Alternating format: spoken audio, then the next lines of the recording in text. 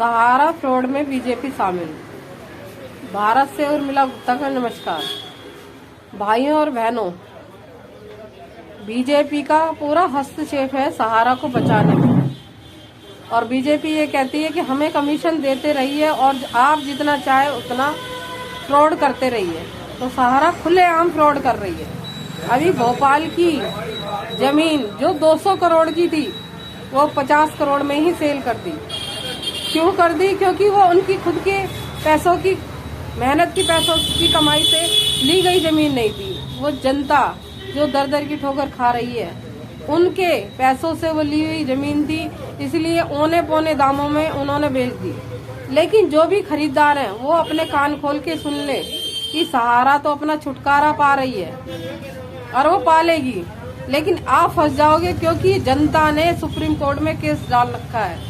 ये जनता का पैसा है और जनता उस पैसे को लेके रहेगी। और आप सभी भाई बहनों से गुजारिश है कि अब तो एकजुट हो जाओ, या आपस में ही मतभेद करते रहोगे, अपने आंदोलन अलग अलग बैनर तले करते रहोगे।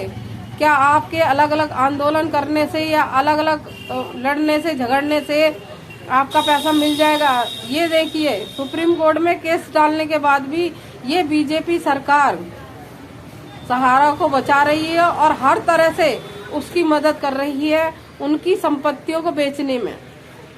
उनकी संपत्ति नहीं, क्योंकि सुब्रत राय ने तो 2000 पूंजी यानी कि एक नमकीन बेचने वाला इनको कहा जाता था, इनके पास कोई संपत्ति नहीं थी, तो वही एक जनता की संपत्ति से इसकी स्टार्टिंग करी और आज इतना बड़ा एम्पायर खड़ा करके जो दुनिया से चले गए, वो सिर्फ जनता का पैसा है और उस जनता के पैसे को जनता तक पहुंचाना बहुत जरूरी है। तो अभी भी लोग जाग जाओ और नहीं तो घर में बैठे रह जाना। ये बीजेपी सरकार, सहारा और बीजेपी दोनों मिलके जितना भी हमारा आम जनता का पैसा है वो हम तक नहीं देने देगी और आपस में ही बटन पार कर लेंगे, यानी आपस में ही बांट लेंगे।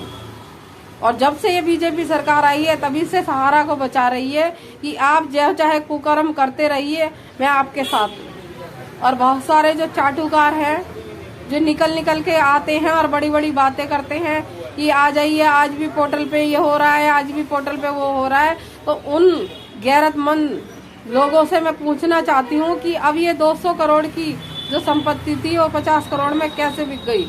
आप लोगों ने क्यों नहीं रोक लगाई? आप बहुत ईमानदार बोलते हो ना कि सहारा ईमानदार है, तो उस ईमानदारी का एक सबूत दो। अगर सहारा ईमानदार होती ना तो 2012 में ही सारा कुछ कर करा के जनता का पैसा दे दिया होता, लोगों को गुमराह ना कर रही होती। और सबसे बड़ा, आज भी कुछ चाटुकार हैं जो लोगों को गुमराह कर रहे हैं, तो उनसे मेरी खुली चेतावनी है कि अगर सहारा को अच्छा समझते हैं तो जनता का पैसा दिलवाने में उनकी मदद करें, वरना चाटुकारिता करनी बंद कर दें। सिर्फ किस लिए? चंद पैसों के लिए चाटुकारिता कर रहे हो?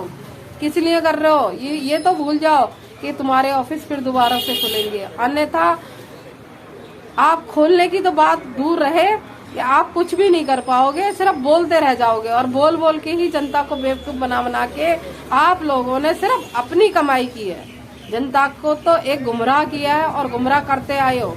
तो इस वीडियो को आप ज्यादा से ज्यादा शेयर करें, लाइक करें, सब्सक्राइब करें और इस खबर को लोगों तक जरूर पहुंचाएं, क्योंकि लोगों को अभी भी नहीं पता कि हमारी संपत्ति यानी कि हम आम जनता का जो पैसा लगा के संपत्ति खरीदी गई थी वो सारी धीरे धीरे करके बिके जा रही है। और अब देखिए कि वैसे तो सामने से कोई डायरेक्टर आता नहीं है, तो फिर इन संपत्तियों को कौन बेच देता है? तो ये बहुत बड़ा सवाल है। इस सवाल के लिए आप जरूर गौर फरमाएं और इस बात पे आप एक बार जरूर सोचें कि जो मैं इतनी बड़ी बात कह रही हूँ तो किस लिए कह रही हूँ। धन्यवाद।